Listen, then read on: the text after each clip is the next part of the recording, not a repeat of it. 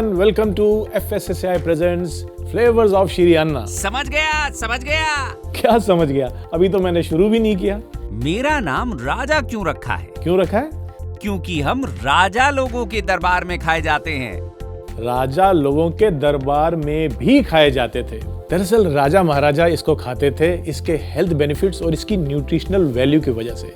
18वीं शताब्दी में जो मैसूर के सुल्तान थे हैदर अली खान साहब, ऐसा मेंशन्ड है हिस्ट्री में कि वो रागी की रोटी को पानी के साथ खाते थे। और उसी दौरान यानी कि 18वीं शताब्दी में ही एक सिपाही थे ब्रिटिश हुकूमत के जिनका नाम था जेम्स करी, और इंसिडेंटली इनको हैदर अली खान साहब ने और टीपू सुल्तान ने बंदी भी बना कर रखा था। उन्होंने भी लिखा कि उनको जेल के अंदर रागी की रोटी मिलती थी। तो देखा आपने, एक ही समय पर राजा भी और कैदी भी दोनों इसको खाते थे। अच्छा, तो ये बात है। ये बात है। तो राजा जी, मैं आपको मिलेट्स के बारे में और भी जानकारी देता रहूंगा, लेकिन पहले हम आज की रेसिपी शुरू करते हैं। आप बनाइए, मैं तो चला। आज हम बनाने वाले हैं रागी के चिल्ले। रागी जिसे हम नाचनी भी कहते हैं। इसका फायदा ये है कि इससे जो हम चिल्ला बनाएंगे वो एकदम ग्लूटेन फ्री होगा। तो है ना ये कमाल की चीज।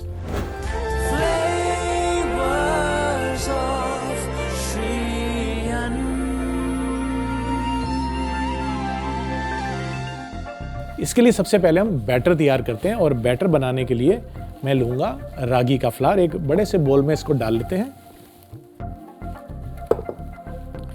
तो यहाँ पर हमने लिया रागी का फ्लावर। अब इसमें हमने ये करना है कि जितना हमने रागी का फ्लावर लिया है यानी कि नाचनी का आटा लिया है, उसी मात्रा में हम लेंगे बेसन भी। तो ये हम इसमें बेसन भी मिला लेते हैं।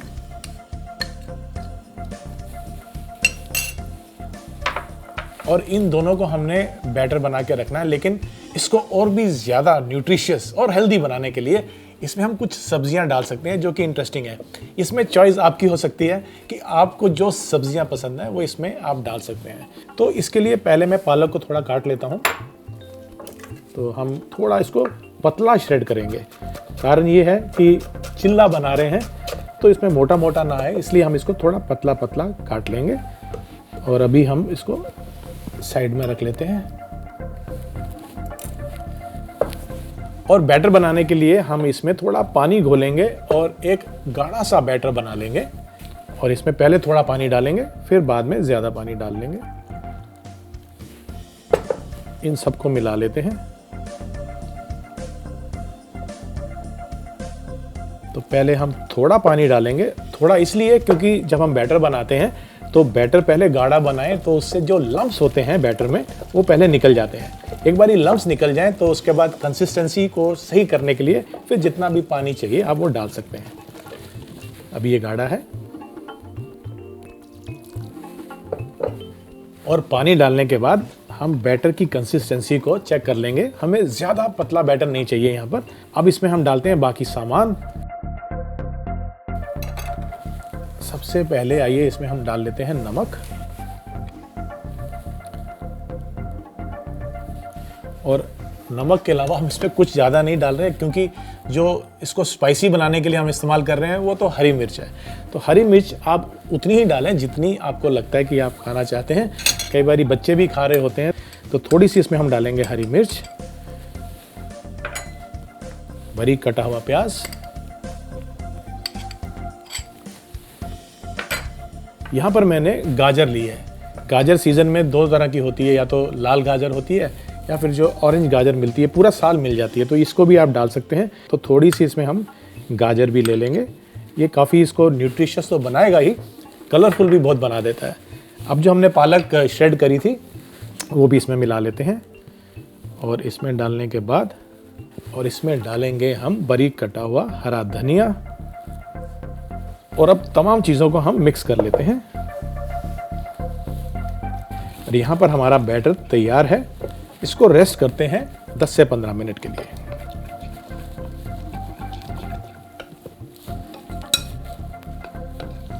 तो सबसे पहले हम पैन गरम कर लेते हैं। तो मैं लेता हूँ एक फ्राई पैन और इसको गरम कर लेते हैं। और इसमें डालूंगा मैं थोड़ा सा ऑयल।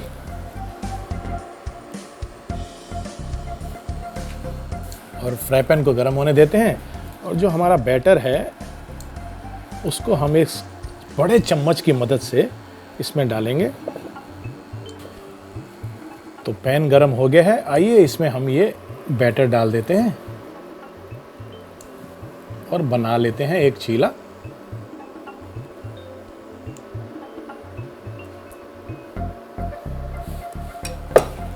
चीले को हमने धीमी आंच पर पकाना है, यानी कि जो इसकी हीट है वो हमने मीडियम रखनी है।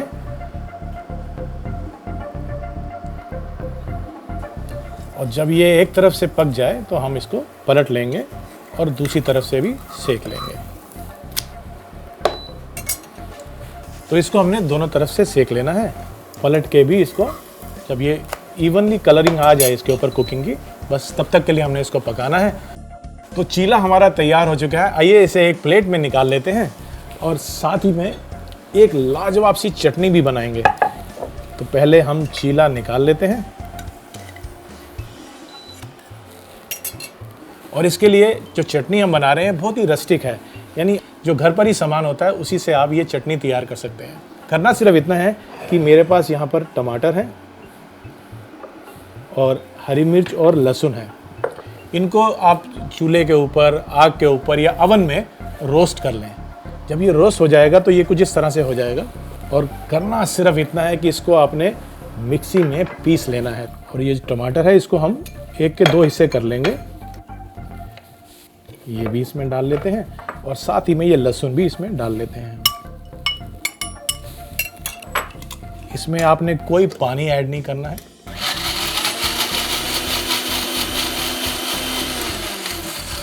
तो ये चटनी आप चाहें तो इसको थोड़ा सा कोर्स यानी कि दरदरा पीसें, या फिर महीन चटनी जिसको हम डिप की तरह भी इस्तेमाल कर सकते हैं, उतना महीन भी कर सकते हैं।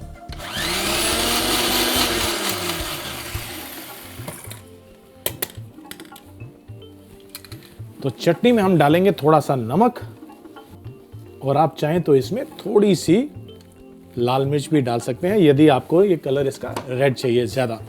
तो ये हमने निकाल ली चटनी और इसको ट्रांसफ़र कर लेते हैं हम एक बोल में।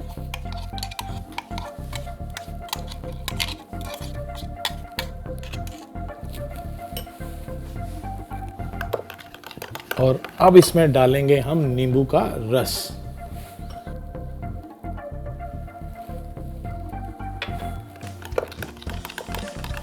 तो ये हमारी चटनी तैयार है। इसको हम यहाँ पर लगाएंगे एक बोल में।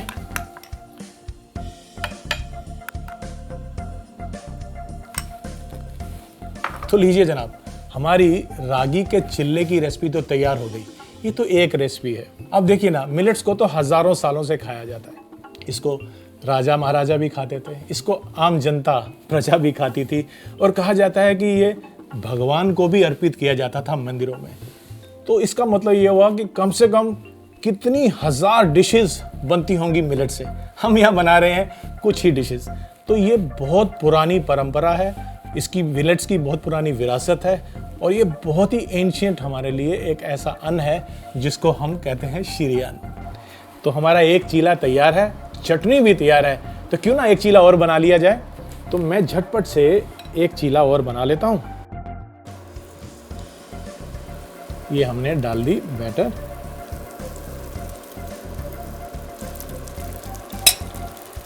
जब ये एक तरफ से पक जाएगा, वैसे ही जैसे हमने पहला चीला बनाया था, इसको भी हम दोनों तरफ से सेक लेंगे।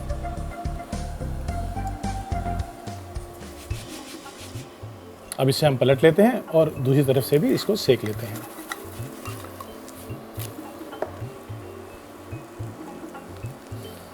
आइए अब इसको निकाल लेते हैं प्लेट में।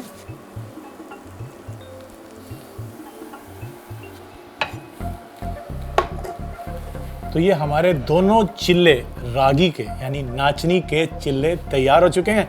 इसके साथ हमने भुने हुए टमाटर की चटनी बनाई है। हमारे इस प्रोग्राम में जो डिश बनाई जाती है उसे खाने का रिवाज है। बिल्कुल, तो वही तो मैं करने जा रहा हूं। तो मैं इसको जब तक खाता हूं, आप देखिए इसका रिकैप। रागी चीला बनाने के लिए सबसे पहले एक बाउल में आधा कप रागी का आटा, आधा कप बेसन डालें। फिर पालक को पतला पतला काट के रख लें। अब रागी और बेसन के मिक्सचर में थोड़ा थोड़ा पानी डाल के मिलाते रहें। फिर इसमें नमक, हरी मिर्च, बारीक कटा प्याज, गाजर, पालक और हरा धनिया डाल के अच्छे से मिला के बैटर बना लें और इसे 10 से 15 मिनट के लिए रख दें। अब एक पैन में थोड़ा सा तेल डालें और बड़े चम्मच की मदद से बैटर को पैन में डालें और चीले को एक तरफ से पकने के बाद इसे पलट लें और दूसरी तरफ से भी अच्छी तरह से पका लें। अब चटनी बनाने के लिए रोस्टेड टमाटर, हरी मिर्च और लहसुन को मिक्सी में डाल के पीस लें। इसमें नमक डाल के इसे एक बाउल में निकाल लें और इसके ऊपर से नींबू का रस डालें। चीले को प्लेट में डालें। टमाटर की चटनी के साथ इसे गर्मा गर्म परोसें।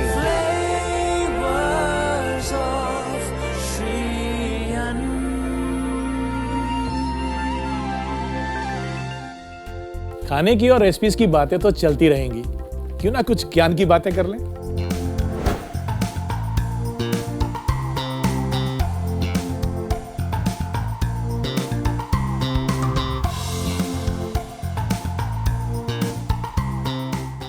चलिए आज आपको हम रागी के हेल्थ बेनिफिट्स के साथ साथ एंशिएंट ट्रेडिशन से इसका कैसा वास्ता रहा है उसके बारे में बताते हैं। आंध्र प्रदेश में आज भी नगुला चावती, जो कि दिवाली के 4 दिन बाद पड़ती है, उस दिन रागी की एक डिश बनाकर नाग देवता को उसको चढ़ाया जाता है। आंध्र प्रदेश में ही दिवाली के बाद पैनकेक बनाकर खाने का एक रिवाज है। तो हुई ना ये मजे की बात, खाने के साथ साथ ये हमारी संस्कृति में भी जिंदा है। FSSAI presents flavours of Shri अन्न में मिलते हैं ब्रेक के उस पार एक और नई रेसिपी के साथ।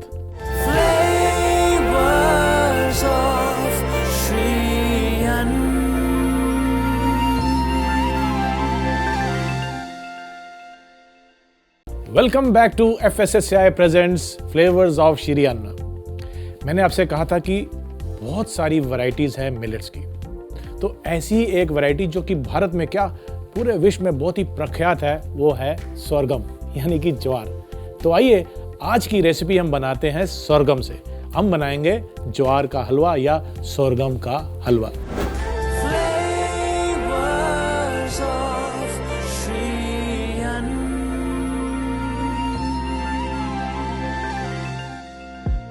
आप सोच रहे होंगे कि सोरगम क्यों?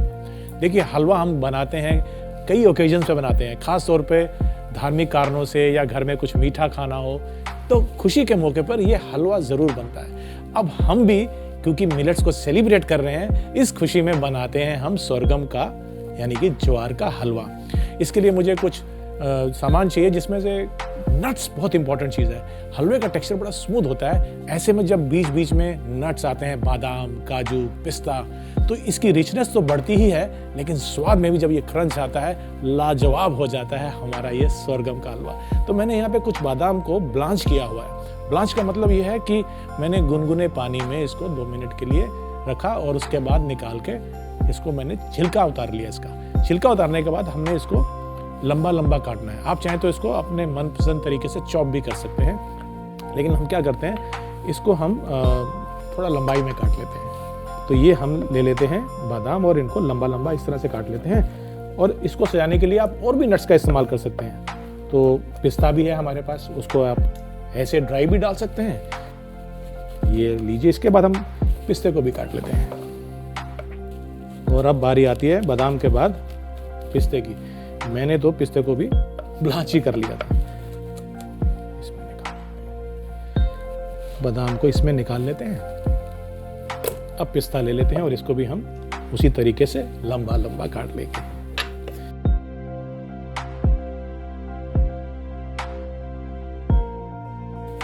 ये हमने पिस्ता भी लंबा काट लिया। तो लीजिए जनाब, पिस्ता तो स्लाइस हो गया। अब इसको एक बोल में निकाल लेते हैं और साइड में रख लेते हैं।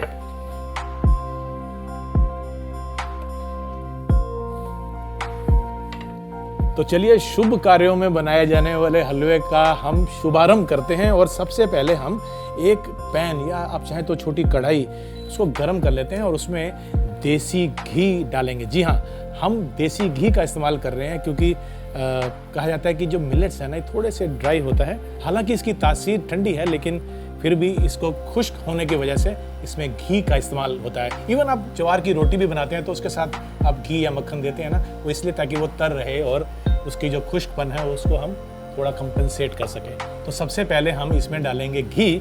यहाँ मैं देसी घी ले रहा हूँ।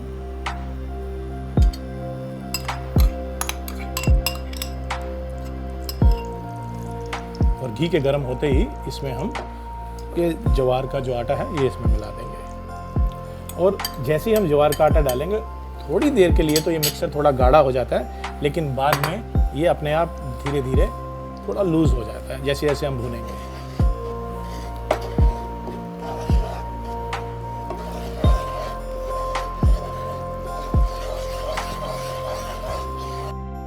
और जैसे ही धीरे धीरे ये पकता जाएगा थोड़ा थोड़ा घी जो है सतह पे आना शुरू हो जाता है। सोरगम या ज्वार का एक और फायदा ये है कि ये इजीली डाइजेस्टिबल है, ये हजम आसानी से हो जाता है। आप देख सकते हैं कि इसका जो अब रंग है वो धीरे धीरे सुनहरी होता जा रहा है और साथ ही में एक अरोमा जो इसकी फ्रेग्रेंस आती है भुनने की, वो भी अब किचन में महसूस की जा सकती है। लाइट ब्राउन हो गया। इसमें हम इस स्टेज पे थोड़े से नट्स डाल सकते हैं जो साथ साथ भुनते भी रहेंगे। तो इसमें मैं लंबे कटे हुए थोड़े से बादाम डाल रहा हूँ।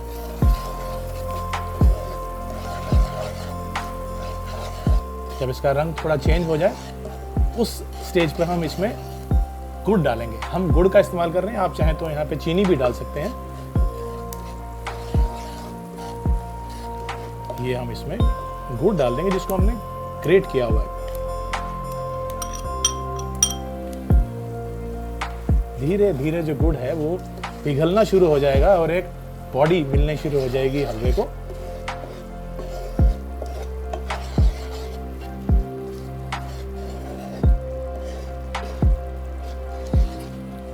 अब इस स्टेज में इसमें थोड़ी सी खुशबू देने के लिए हम इलायची का पाउडर डाल देते हैं।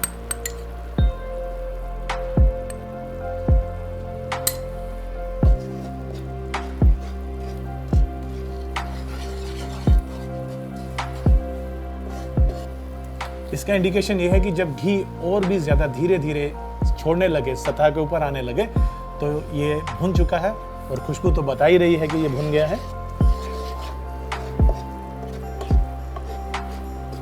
आप देख सकते हैं कि घी ऊपर आ गया है।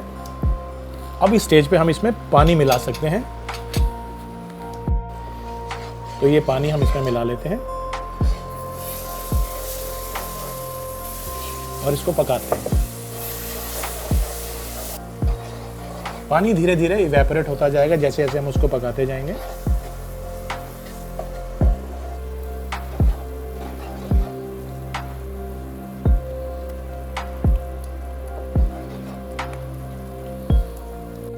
तो लीजिए, हमारा सोरगम हलवा तैयार हो चुका है। अब इसको सर्व करते हैं।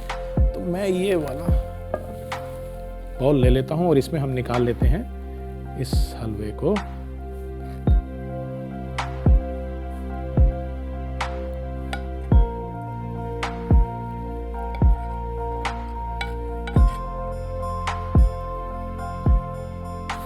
और इसमें डालने के बाद अब बारी आती है इसको और बेहतर सजाने की। तो यहाँ पर मैं ले लेता हूँ थोड़ा सा पिस्ता और इसके ऊपर डाल लेता हूँ। मैं थोड़ा सा डाल रहा हूँ, आप भरपूर भी डाल सकते हैं। बेहतर यही होगा कि इसके अंदर काफ़ी नट्स भी हों, जो कि बहुत अच्छा लगता है जब आप खाते हैं हलवे को। और थोड़े से बादाम से भी मैं इसको सजा देता हूँ। ये लीजिए। तो लीजिए जनाब, हमारा सोरगम यानी कि ज्वार का हलवा तैयार हो चुका है। ये जरूर राजा महाराजाओं की डिश रही होगी। ऑफ कोर्स, राजा भी खाते थे और प्रजा भी खाती थी, और अब मैं खाने जा रहा हूँ। जब तक मैं इसको चखता हूँ, आप देखिए इसका रिकैप। ज्वार का हलवा बनाने के लिए सबसे पहले बादाम को कुछ देर के लिए गुनगुने पानी में रखकर इसके छिलके उतार लें। अब बादाम और पिस्ता को लंबा लंबा काट लें। फिर एक गरम पैन में आधा कप घी डालें। फिर इसमें आधा कप ज्वार का आटा डालकर अच्छे से मिला लें। अब इसमें बादाम डालकर भूने और हलवे के सुनहरे होने पर इसमें ग्रेटेड गुड़ डालकर इसे और अच्छे से मिला लें। पकने के बाद इसमें इलायची का पाउडर डालें। अब इसमें आधा गिलास पानी डालें और लगातार चलाएं। ज्वार का हलवा तैयार होने पर एक बाउल में हलवे को निकाल लें और ऊपर से इसमें पिस्ता और बादाम डाल के गर्मा गर्म परोसें।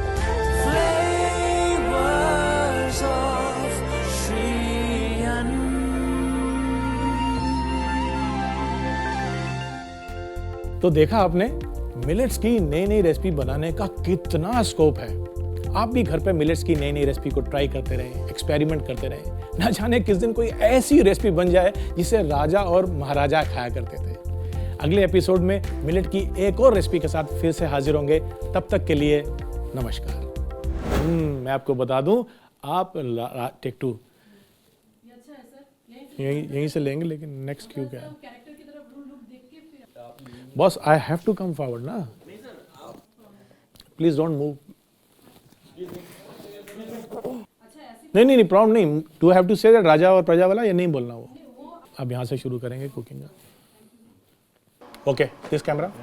हमारे इस प्रोग्राम में जो डिश बनाई नहीं ये तो हो गया ना, इसके बाद तो कुछ नहीं।